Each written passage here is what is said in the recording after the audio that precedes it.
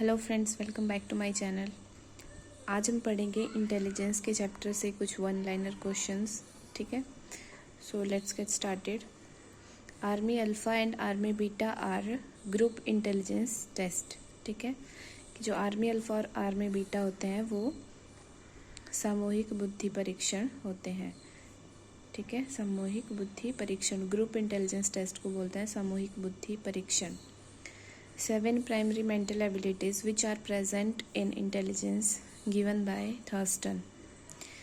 कि 7 आधारभूत मानसिक योग्यताएं जो बुद्धि में सम्मिलित हैं वो किसके द्वारा दी गई हैं? थर्स्टन के द्वारा।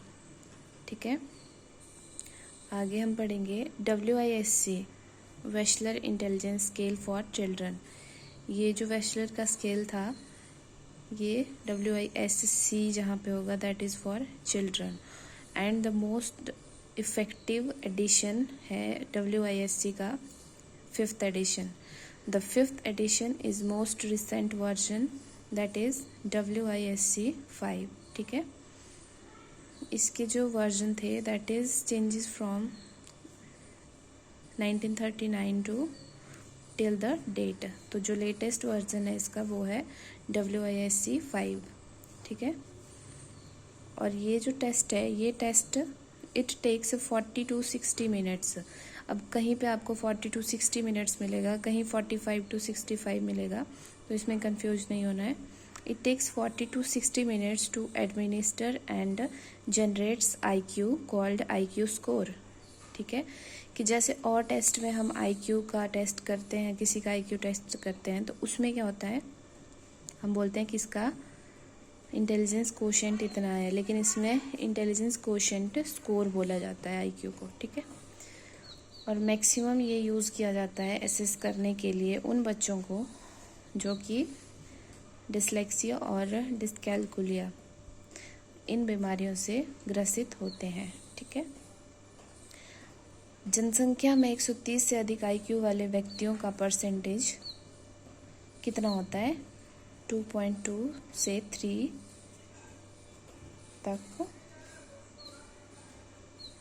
हो सकता है, और अबव 140 जो होते हैं वो बहुत रेयर होते हैं, 0.something%। वो बहुत हज़ारों में से, करोड़ों में से 1 या 2 होंगे। ठीक है, नेक्स्ट है low IQ of children brought up in orphanages is mainly due to deprived environment. ठीक है, कि जो ऑर्फेनेजेस में बच्चे पलते हैं उनका लो IQ किस वजह से होता है? Mainly because of deprived environment, वंचित वातावरण। यानी उनको खाने के लिए खाना भी दिया जाता है, रहने के लिए घर दिया जाता है, और जो चीज़ उनके लिए नीडेड होती है, रोटी कपड़ा मकान, वो सब दिया जाता है, लेकिन वंचित वातावरण जैसे घर का वातावरण।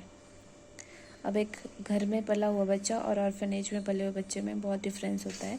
तो मेनली यही आता है कि low IQ of children brought up in orphanages is mainly due to deprived environment. ठीक है, concept of mental age was given by Alfred Binet. ठीक है, एल्फ्रेड बीने ने मेंटल एज का कॉन्सेप्ट दिया था।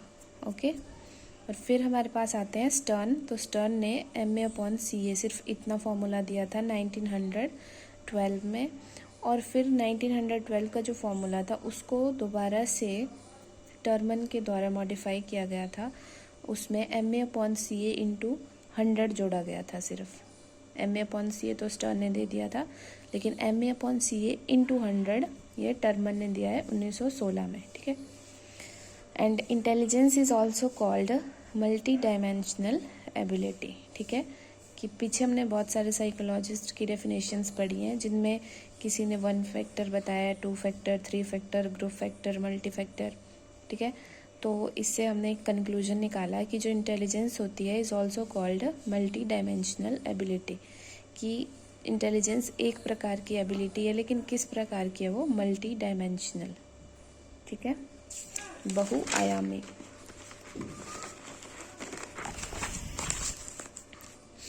आगे आता है intelligence positively related to creativity, कि जो इंटेलिजेंस है वो पॉजिटिवली रिलेटेड है क्रिएटिविटी से।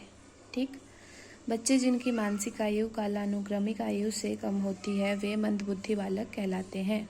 ठीक है, कि जो बच्चे जिनकी मेंटल एज क्रोनोलॉजिकल एज से कम होती है, फॉर एग्जांपल एक बच्चा उसकी मेंटल एज 7 है और क्रोनोलॉजिकल एज भी 7 है, तो वो बच्चा कहलाएगा नॉर्मल।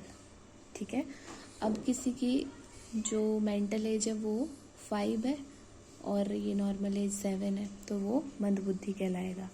और कोई बच्चा है जिसकी 9 is mental as and 7 is chronological age, तो उसमें वो अबव एवरेज कहलाएगा या इंटेलिजेंट कहलाएगा। Okay, when children learn a concept use it, practice helps in reducing error committed, this idea is given by Thorndike. तो देखो इसमें बोला है कि जब एक बच्चा कोई कॉन्सेप्ट लर्न करता है, कोई संप्रत्य सीखता है, कोई नई चीज़ सीखता है, तो उसको वो क्या करता है, सबसे पहले ही विल यूज़ इट, वो उसको क्या करेगा, यूज़ करेगा। देन प्रैक्टिस, फिर क्या करेगा, प्रैक्टिस, और उस प्रैक्टिस के बाद क्या होगा, प्रैक्टिस हेल्प्स, क्या करेगी प्रैक्टिस उसको, जो वो उस काम को करने में गलतियां करेगा उन गलतियों को करने से रोकेगी या उन गलतियों को कम करेगी। तो ये आइडिया दिया गया था थॉर्नडाइक के द्वारा। ओके, नेक्स्ट आता है 20 से 25 जिसका आईक्यू होता है वो बच्चा क्या कहलाता है, प्रोफाउंड मेंटल रिटार्डेशन, रिटार्डेड होगा यहाँ पे, प्रोफाउंड मेंटल रिटार्डेड चाइल्ड कहलाता है वो, यानी अति तीव्र या गंभीर मानसिक मंदन, इस परिस्थिति में वो बच्चा होता है। ठीक है, तो और एक क्वेश्चन आपको simple chronological age, mental as या फिर आईक्यू कैलकुलेट करने का टेट में पूछा जाता है, तो ये चीज़ आप याद रखिए, that MA/CA × 100 is equal to IQ। अब फिर चाहे MA पूछ लिया जाए आपसे, CA पूछ लिया जाए या IQ पूछ लिया जाए, तो वो क्या होगा, हम निकाल सकते हैं इस फॉर्मूला से। बट अगर आपके पास इनमें से ये दिया गया हो कि ये दोनों इक्वल हैं, mental as and chronological age is equal, तो फिर जो बच्चा है उसका IQ क्या होगा, तो वो आपको अगर तो ऑप्शन में दिया होगा तो आप सिंपली कैलकुलेट कर सकते हो, तो भी 100 ही आएगा। बिकॉज सपोज कि MA is equal to 9 and CA is also equal to 9, तो अगर हम यहाँ पे इस वैल्यू को पुट करेंगे 9/9 into 100 is equal to IQ, that is 100। ठीक है, और जो हमने पढ़ा है कि जो नॉर्मल चाइल्ड होता है उसका IQ इज फ्रॉम 90 टू 110, तो ये आ रहा है हमारा 90 टू 110 के बीच में, यानी 100, तो ये आ रहा है नॉर्मल चाइल्ड्स IQ। ठीक है, दैट इज़ 100।